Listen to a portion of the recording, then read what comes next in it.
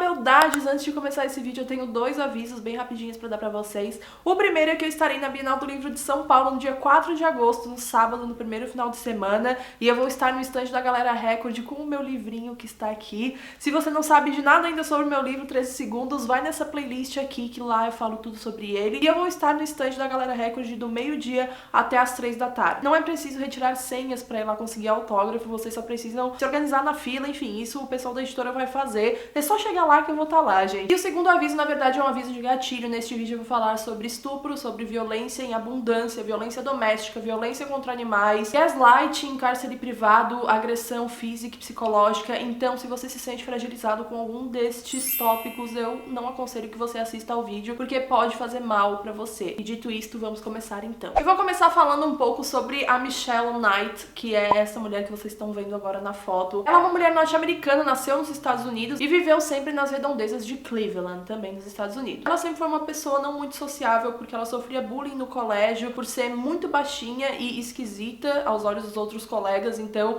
eles riam muito na cara dela, falavam que ela era 4 olhos porque usava óculos e todas essas coisas. E ela acabou crescendo uma adolescente bem fragilizada por causa disso. Ela nunca se deu muito bem com a mãe, o pai então, né, nem se fala. A relação entre as duas não era boa, elas eram extremamente pobres e a Michelle morava com a mãe e várias outras pessoas da família dela. Eu li 2 livros, assisti alguns documentários e vi um filme pra fazer esse vídeo. Um desses livros foi escrito pela Michelle, onde ela conta, né, a vida dela. E ela conta que nesta casa que ela morava junto com a mãe e com vários outros parentes, primos, sobrinhos e um tio e não sei mais quem, ela passou um tempo sofrendo abusos sexuais de uma pessoa que ela não citou quem era, mas que estava ali morando com ela. Então era uma coisa recorrente, acontecia quase todos os dias e ela não podia falar pra ninguém porque ela era muito nova. Se não me engano, ela tinha, sei lá, 11, 12 anos quando foi a primeira vez, que a pessoa também que fazia isso ameaçava ela. E a partir do momento que ela passou a ser vítima de abuso sexual, ela começou a ficar muito mais retraída e não conseguia se relacionar com as pessoas direito. A vida da Michelle passou a ser muito conturbada quando ela fugiu de casa também, porque ela não aguentava mais ficar lá, ela sofria abusos constantemente, ela não se dava bem com ninguém, então ela achou que seria melhor ela viver na rua. Ela viveu por um tempo embaixo de uma ponte e conheceu algumas pessoas, chegou a trabalhar até pra um cara que era traficante, mas nunca foi uma coisa bem efetiva, porque logo o cara acabou sendo preso e ela teve que voltar de novo pras ruas, e neste meio tempo ela ficou grávida. A partir desse momento ela foi morar junto com uma prima e disse que queria a todo custo viver uma vida que fosse boa o suficiente pra sustentar o filho, porque ela achava que aquele era um sinal divino de que ela deveria ser uma pessoa melhor e tentar reconstruir a vida dela e não ficar só pensando no quanto ela sofreu com os abusos que ela tinha tido durante a vida. Era muito difícil naquela época ter trabalho para as pessoas que não tinham nem terminado o ensino médio, que era o caso dela, então ela não conseguia arranjar nada que fosse bom o suficiente para ela sustentar o filho. Tempo vai, tempo vem, ela acabou perdendo a guarda do filho e isso destruiu ela de toda forma possível. Em uma dessas saídas que ela tava indo pra audiência, né, do filho dela, tentando recuperar a guarda, ela não achava de jeito nenhum onde ficava e entrou no estacionamento de um lugar que se chamava Family Dollar e perguntou pro atendente se ele sabia indicar pra ela onde ficava aquele tribunal, porque ela nunca tinha visto na vida dela. O cara explicou mais ou menos onde era e tal, e ela disse que tinha que chegar lá muito rápido, não sabia como, enfim. O que aconteceu foi que um cara que estava na fila e se chamava Ariel Castro, ele dava carona pra ela, ele falou pra ela que sabia onde ficava e de boa, e ela olhou aquele cara e lembrou que conhecia ele porque ele era pai de uma das amigas dela do colégio. Ela falou, o cara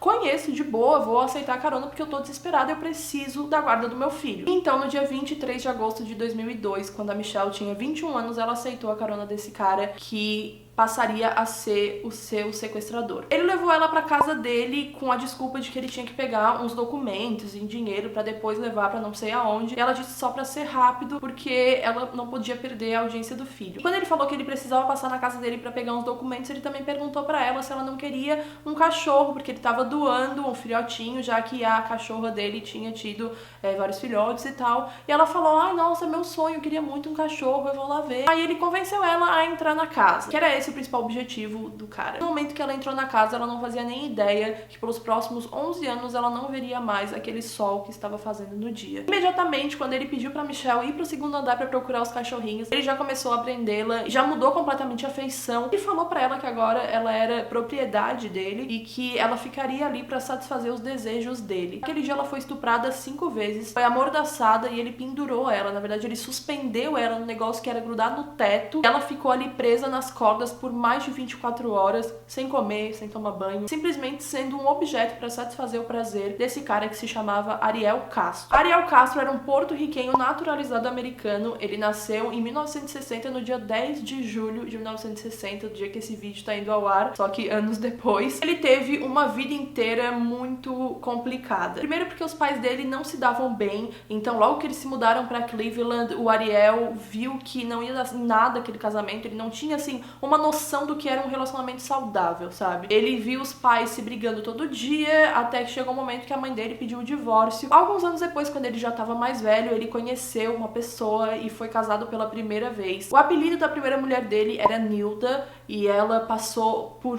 muito abuso e agressão física enquanto estava nesse casamento, violência doméstica mesmo. Depois de alguns poucos meses de relacionamento, ele já se mostrou uma pessoa totalmente agressiva e começou a controlar tudo que ela fazia, não deixava de jeito nenhum ela perguntar o que ele ia fazer, mas ele tinha toda a liberdade do mundo pra perguntar o que ela ia fazer. Ele já chegou a bater nela com halteres, já jogou ela escada abaixo pra tentar fazer com que ela parasse de perguntar as coisas pra ele. Nesse mesmo dia que ele jogou ela escada abaixo, ele chutou copiosamente a cabeça dela a ponto de esmagar o crânio, tanto que ela morreu anos depois por um tumor cerebral que muita gente acredita ter sido sequela daqueles anos de agressão. Ela ficou sendo agredida por quase 7 anos enquanto estava nesse casamento, porque quando ela pensava em ir denunciar, ele ameaçava ela de morte e outras pessoas começavam a falar pra ela não denunciar, porque aquele comportamento podia mudar, ele podia mudar e etc. Quando ela finalmente denunciou, nada aconteceu. Tem coisas que não mudam, não é mesmo? Enfim, ele quase matou a mulher, e se ele tivesse sido preso por isso, ele não teria cometido os crimes que ele cometeu posteriormente, que foi sequestrar 3 mulheres e manter elas em cativeiro. Eu vou começar a falar agora da Amanda Berry, que era essa menina que vocês estão vendo na foto, de 16 anos, faltando um dia só pro aniversário dela de 17 anos. Ela tava saindo do próprio trabalho no Burger King, quando ela foi abordada também pelo Ariel Castro. Ele perguntou pra ela se ela queria uma carona, porque ela também conhecia ele, porque ele era o pai de adolescentes que estudavam na mesma escola que ela. Então ela aceitou a carona, ela disse, já tô aqui mesmo, vou aceitar a carona, porque também tava um dia chuvoso, se eu não me engano. A Michelle Knight, que já tava presa há 9 meses naquela casa, mantida em cativeiro, ela viu no jornal que a Amanda Berry tinha sumido e imediatamente ela tinha certeza que ele tinha sequestrado ela. Inclusive, ele só botou uma TV no quarto que ela ficava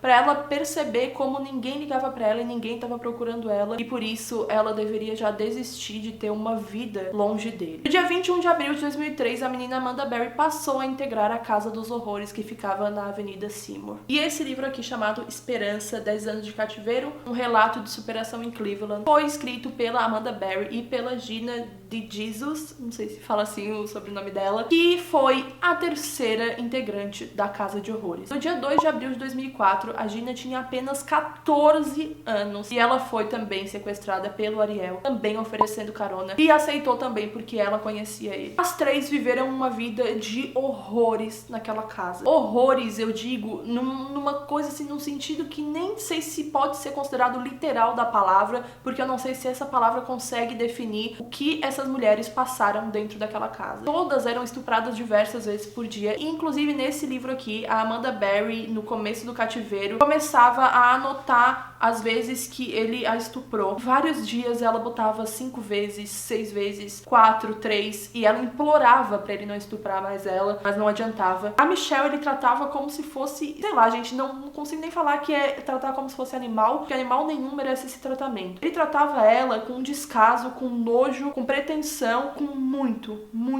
machismo. Lendo o livro da Michelle, ela descrevia muitas coisas que me deixaram completamente perturbada. Ela chegou a descrever todas as 4 vezes que ela engravidou e ele fez ela abortar. Sabe como ele fez ela abortar? Dando pancadas no estômago dela, batendo nela com pedaços de madeira, principalmente na barriga e na vagina dela, batendo com martelo na barriga dela e também batendo com halteres na barriga dela. Depois de algum tempo que a Amanda e a Gina já tinham chego no cativeiro, ele perguntou pra Gina se ela era virgem e ela afirmou que era, mas ela achou óbvia aquela pergunta. Afinal, ela tinha 14 anos, era claro que ela era virgem, e o que ele falou pra ela foi: ainda bem, porque eu vou ganhar 100 pontos ao tirar a sua virgindade. E aí ela implorou pra não ser estuprada e ele estuprou ela. Neste dia, então, ele começou, assim, a estuprar as três quase todos os dias, simplesmente porque ele dizia que era um predador sexual e que não conseguia controlar os instintos e precisava daquilo, precisava que elas servissem a ele. No geral, ele conversava muito com as três e falava mal uma da outra pra que elas nunca se unissem nem bolassem alguma coisa pra parar aquele horror que ele tava fazendo com elas. E teve um dia que elas relatam no livro que, meu Deus do céu, eu fiquei com muito ódio lendo, que foi quando ele avisou pra Amanda que tinha visto a mãe dela, que tinha ligado pra mãe dela, falado que a Amanda tava bem, estava segura e que estava junto com ele. Quando a mãe da Amanda perguntou pra ele, né, mais coisas, dizer onde ela tava, se ela tava bem, ele desligou e nunca mais ligou de volta. E o que acontece é que a Amanda ficou completamente desolada porque ela via no noticiário a mãe dela procurando incansavelmente por ela e tendo certeza que ela tava viva, falando pra todo mundo que ela tava viva. A mãe dela não confiava na polícia somente, então ela pedia para as pessoas ligarem pra ela também, não somente pra polícia, né? Porque muitas vezes ela achou também que poderiam fazer pouco caso, já que fazia muito tempo que a Amanda já tinha desaparecido. Já tava lá em 2, 3 anos de desaparecimento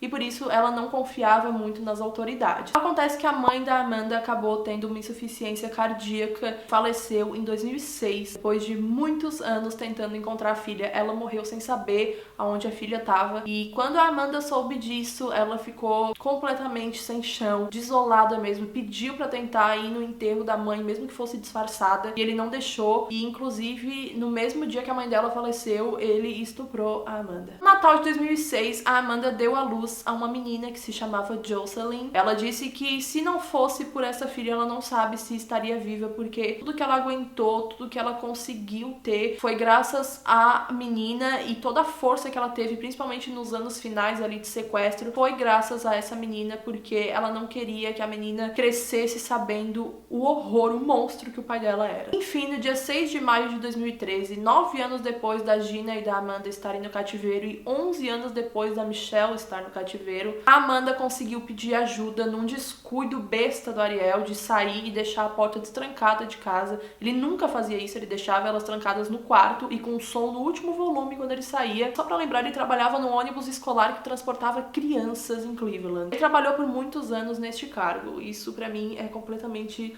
desesperador só de imaginar. A Amanda conseguiu pedir ajuda e no começo um cara olhou pra ela e falou tipo, moça, você tá louca, porque ela não conseguia sair por completo da porta. Então ela botava só assim o braço pra fora e botou a cabeça também e falou, pelo amor de Deus, me ajuda, socorro, socorro, eu sou a Amanda Berry. E a vizinha, que era uma senhora idosa, falou pra ele passar reto, que aquela mulher tava louca, porque a Amanda Berry já tinha morrido há muito tempo. E a Amanda se desesperou, ela falou, pelo amor de Deus, o cara não pode voltar, porque se ele ver que eu tô aqui, ele vai me matar. Eu estou nessa casa há 10 anos, por favor, alguém me ajuda. E pela rua tava passando um cara chamado Charles, ele ouviu a Amanda desesperada e ele correu pra ajudar. E depois de alguns minutos de completo desespero, a Amanda conseguiu correr de lá, ir pra casa da frente e ligar pra polícia, na verdade pra emergência, né, pro 911. Ela fugiu junto com a filha dela e chamou reforços falando que ela era Amanda Berry e que tinha mais 2 pessoas sequestradas lá naquela casa. Então, nesse dia 6 de maio de 2013, foi o dia que concretizou o fim desse show de horrores que elas viveram por tantos e tantos anos. Como sempre, eu vou deixar aqui embaixo para vocês acessarem alguns links para vocês ampliarem o conhecimento de vocês a respeito desse caso. Eu vou deixar o depoimento da Michelle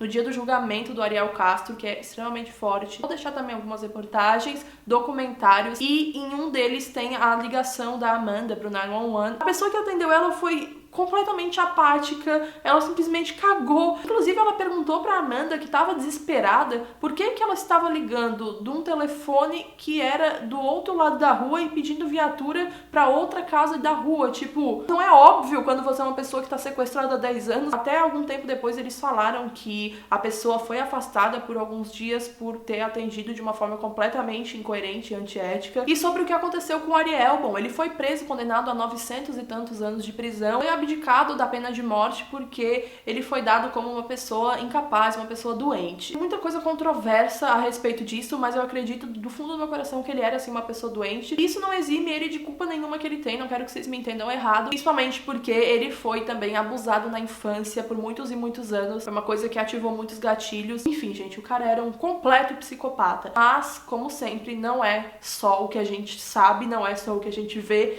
Existe uma história por trás de todas as pessoas e eu acho válido pontuar ela aqui também pra vocês. Vou deixar também ali embaixo o link pra vocês comprarem esse livro se vocês se interessarem e também o link pra comprar o livro da Michelle Knight. Eu li ele no Kindle, por isso eu não estou mostrando aqui pra vocês. Eu só queria dizer pra vocês que esse é um caso que me chocou muito, me deixou muitos dias matutando sobre o que eu falaria aqui pra vocês. Eu vi o filme e é muito, muito, muito forte também. Eu não quis pontuar exatamente, mas o Ariel Castro chega até a matar um cachorro na frente da Michelle, quando ela já tinha desenvolvido todo um afeto, todo um carinho pelo cachorro. E ele fez isso simplesmente pra ver ela sofrer. Enfim, gente, o cara era... né?